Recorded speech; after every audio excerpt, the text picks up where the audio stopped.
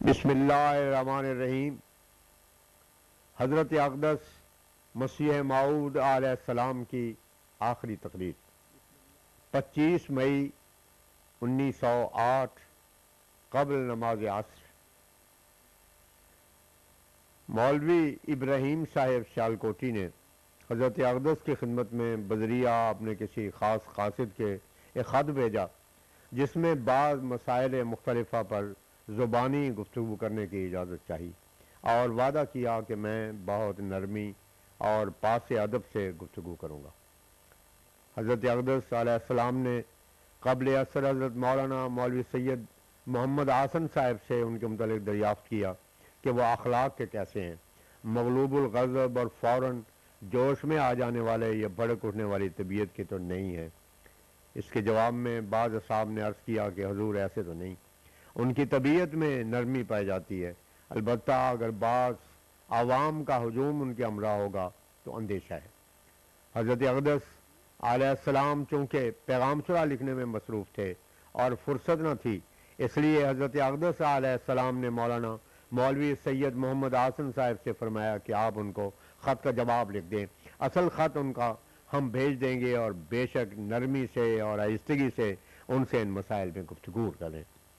بے شک نرمی سے اور آہستگی سے ان سے ان مسائل میں گفتگو کریں، البتہ اس بات کا خیال رکھیں کہ ان کے ہمراہ سوائے دو چار معزز اور شریف آدمیوں کے اور زیادہ ہجوم نہ ہو، اور آپ بھی علیحدگی میں بیٹھ کر گفتگو کریں،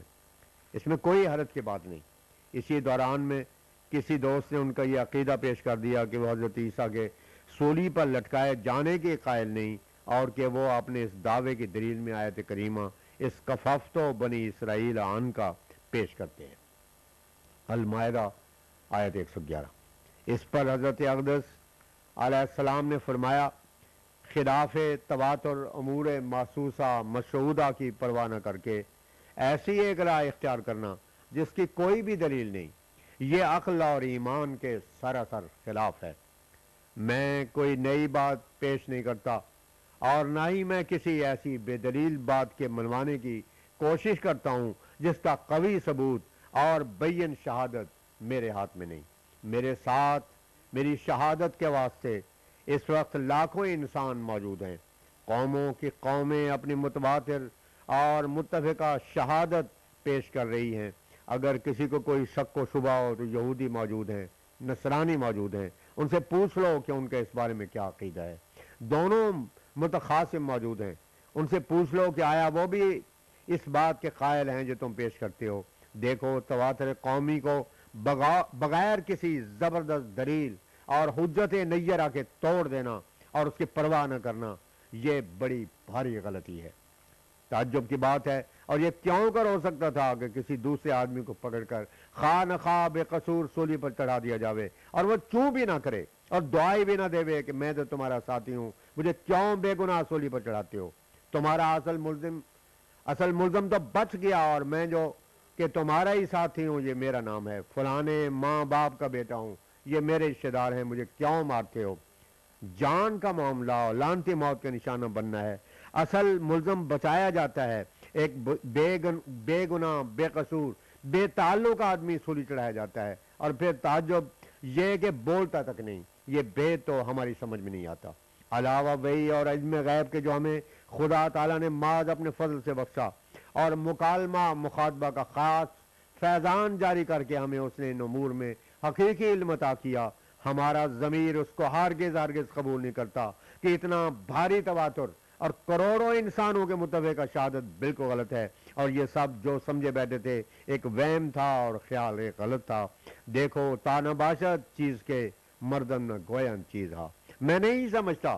کہ خدا تعالیٰ کو ایسی کمزوری کی کیا ضرورت تھی، کیا رسول شاد مسیح کو بچانے پر قادر نہ تھا کہ اس کو ایسا ظلم روا رکھنا پڑا اور ایک بے گناہ انسان کی جان خواہ نخواہ ہلاکت میں ڈالی؟ قرآن اور حدیث کے خلاف ایک نئی راہ نکال کر پیش کرنا اس کا بار ثبوت مدعی کے ذمے ہے۔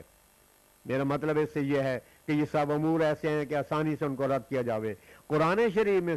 صرف لفظ توفی کو لے کر اس کو دیکھ لو کہ بلا کسی مقام پر اس کے معنی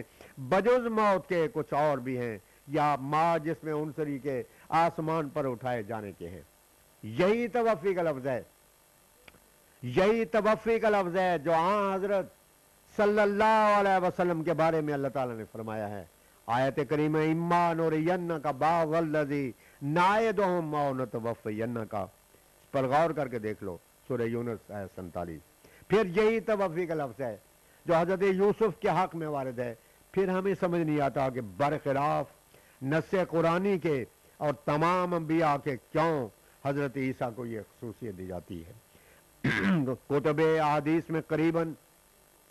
300 مرتبہ یہی لفظ توفی کا آیا ہے، مگر کہیں بھی بجسد عنصری آسمان پر اٹھائے جانے کے معنی نہیں ہے۔ جہاں دیکھو یہ لفظ موت ہی کے معنوں میں وارد ہوتا ہے۔ اصل میں جو شخص طالب حق نہیں اور محض ایک قسم کے شیخی اور تکبر کے واسطے ایسی خواہش کرتا ہے، اس سے مجھے بدبو آ جاتی ہے۔ میں ایسے آدمی پر اپنا وقت ضائع نہیں کرنا چاہتا جس کو حق کی سچی پیاس نہیں اور جس کی تڑپ خدا اور خدا کے دین کے واسطے نہیں بلکہ نفس کا بندہ اور نفس کی عزت و جاہ کے واسطے مرتا ہے۔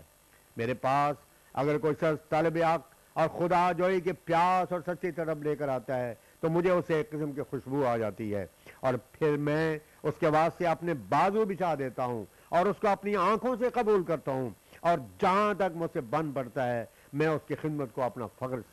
سمجھتا ہوں۔ مگر ایک ناپاک دل انسان جس میں شرارت پوشیدہ ہوتی ہے اور وہ حق جو نہیں بلکہ دنیا طلب ہوتا ہے تو ہمیں اسے بدبو آ جاتی ہے، اور پھر اس کے بعد ہم اسے کلام کرنا بھی پسند نہیں کرتے۔ خدا تعالیٰ نے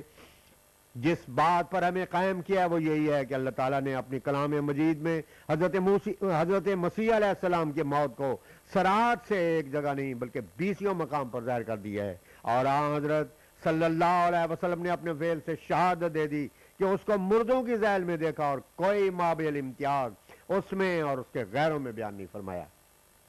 آج ہندوستان میں 1 لاکھ سے بھی زیادہ مرتد صرف اسی بات سے ہو چکا ہے کہ نام کے مسلمانوں کے عقائد غلط سے عیسائیوں نے مسیح کی فضیلت ثابت کر کے اپنے مذہب سے ناواقف لوگوں کے سامنے اسے پیش کیا، اور ان کے اپنے معتقدات میں سے ان پر ایسے ایسے الزام دیے جن کا جواب ان میں سے کسی سے بھی بن نہ پڑا۔ مگر یاد رکھو کہ اللہ تعالیٰ نے ان کی کسی بھی خصوصیت کو قائم نہیں رہنے دیا بلکہ ان کی ہر بات کا جواب دے کر خود ان کو ہی خوار کیا ہے۔ نصارہ نے ایک عقیدہ پکڑا تھا کہ حضرت عیسیٰ چونکہ بن باپ کے ہیں لہذا یہ خصوصیت ان کی خدائی کی پختہ دلیل ہے، اور یہ ان کا مسلمانوں پر ایک بھاری اعتراض تھا، اور اس سے وہ حضرت عیسیٰ میں ایک خصوصیت ثابت کر کے ان کے خدائی کی دلیل پکڑتے تھے۔ تو اللہ تعالیٰ نے اس کے جواب میں ان کا یوں منہ توڑا اور ان کا رد یوں بیان کیا کہ ان مسئلہ عیسیٰ عند اللہ کمثل آدم، آل عمران آیت 7۔ یعنی اگر حضرت عیسیٰ کی پیدائش اعجازی رنگ میں پیش کر کے تم اس کے خدائی کی دلیل ٹھہراتے ہو تو پھر آدم بطریق اولا خدا ہونا چاہیے، کیونکہ اس کا نہ باپ نہ ماں۔ اس طرح سے اول آدم کو بڑا خدا مان لو، پھر اس بات کو عیسیٰ کے خدائی کی دلیل ٹھہرانا۔ پس اس طرح سے اللہ تعالیٰ نے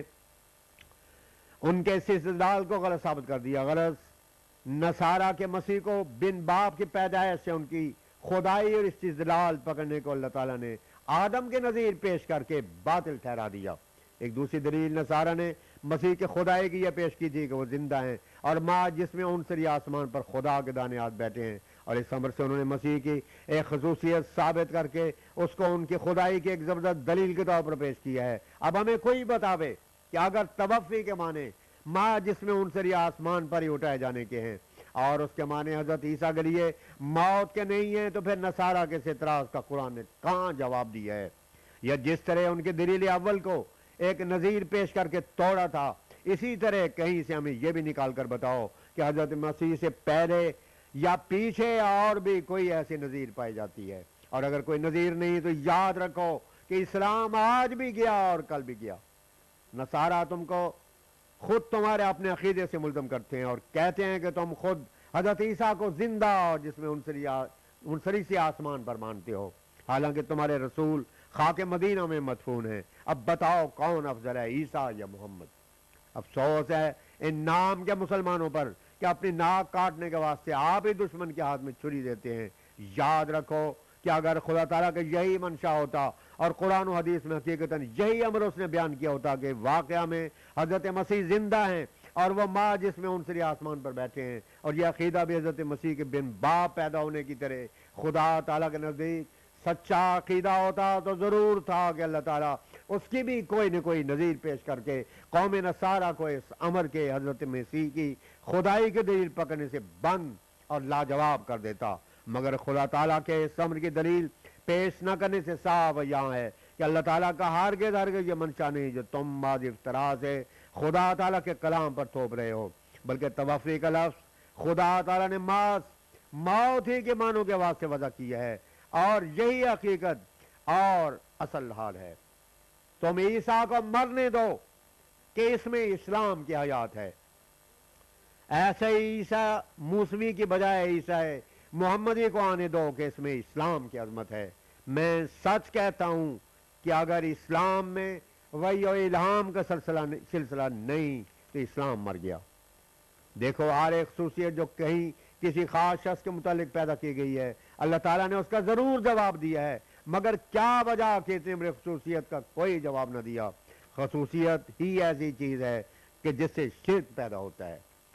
یہ حضرت اقدس علیہ السلام کی زندگی میں آپ کی آخری تقریر ہے جو آپ نے بڑے زور اور خاص جوش سے فرمائی۔ دوران تقریر میں آپ کا چہرہ اس قدر روشن اور درخشاں ہو گیا تھا کہ نظر اٹھا کر دیکھا بھی نہیں جاتا تھا۔ حضور علیہ السلام کی تقریر میں ایک خاص اثر اور جذب تھا، رعب، ہیبت اور جلال اپنے کمال عروج پر تھا۔ بعض خاص تحریکات اور موقعوں پر حضرت اقدس کی شان دیکھنے میں آئی ہوگی جو آج کے دن تھی۔ اس تقریر کے بعد آپ نے کوئی تقریر نہیں فرمائی۔ مرتبہ حضرت بھائی عبد الرحمن صاحب قادیانی،